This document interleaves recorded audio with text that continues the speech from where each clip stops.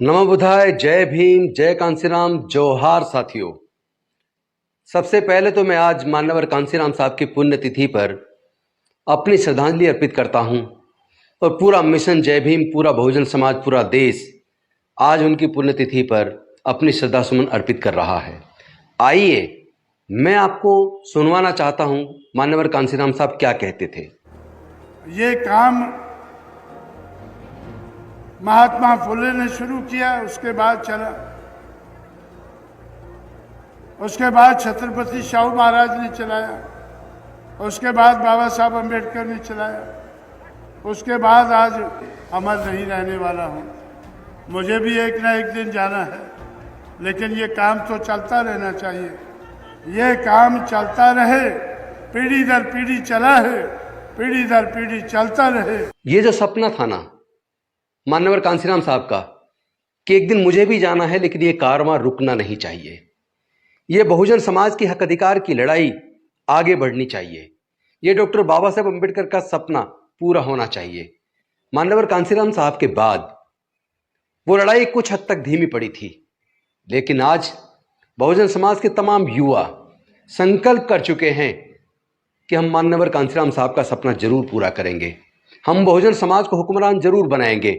और आज जो उन्होंने सोचा था, जिसकी जितनी संख्या भारी उसकी उतनी हिस्सेदारी, आज पूरा का पूरा विपक्ष, सारी पार्टियां मिलकर सामाजिक न्याय की लड़ाई पर एकजुट हो चुकी हैं।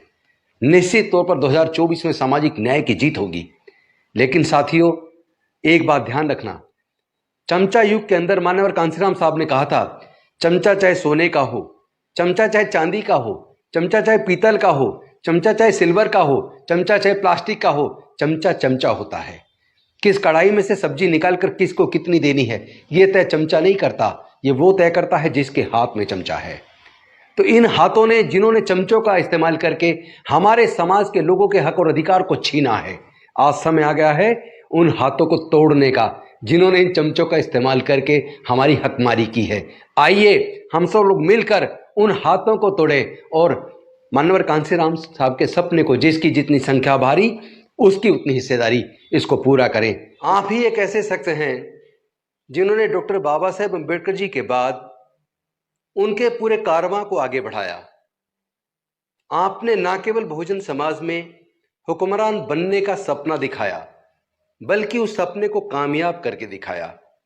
आप ही वो व्यक्ति हैं जिन्होंने 1988 से मंडल कमीशन लागू करो वरना कुर्सी खाली करो, इस नारे को देकर पूरे दिल्ली को नीला किया और अंत में पिछड़े वर्गों को 7 अगस्त 1990 को मंडल कमीशन की सिफारिश से लागू होने के बाद वीपी सिंह जी के माध्यम से ये आरक्षण मिला।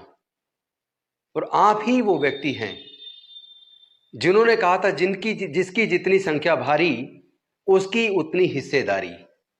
आप ही ने कहा था बहुजन समाज 85% है, और आज उस वक्त जो आपने कहा वो सच साबित हुआ। बिना किसी सर्वे के आपने किस तरह पूरे देश में घूमकर ये डाटा जुटाया होगा, आपने उस वक्त बता दिया था कि बहुजन समाज 85% है। और आज बिहार की सरकार ने जो जाति के आंकड़े जारी किए, उससे ये बात स्पष्ट हो गई कि बहुजन समाज 85% से भी अधिक है। और उससे ये बात भी स्पष्ट हो गई जो जगदेव बाबू कुशवाहा जी ने तब कहा था, 100 में 90 शोषित हैं, शोषितों ने ललकारा है, धन धरती और राजपाट में 90 भाग हमारा है। जिसकी जितनी संख्या भारी उसकी उतनी हिस्सेदारी। आपका वो सपना अब पूरा हो चला है। पुनः मैं मान्यवर कांसीराम साहब की पुण्यतिथि पर अपने श्रद्धा सुमन अर्पित करता हूं। बहुत बहुत धन्यवाद। जय भीम, जोहार।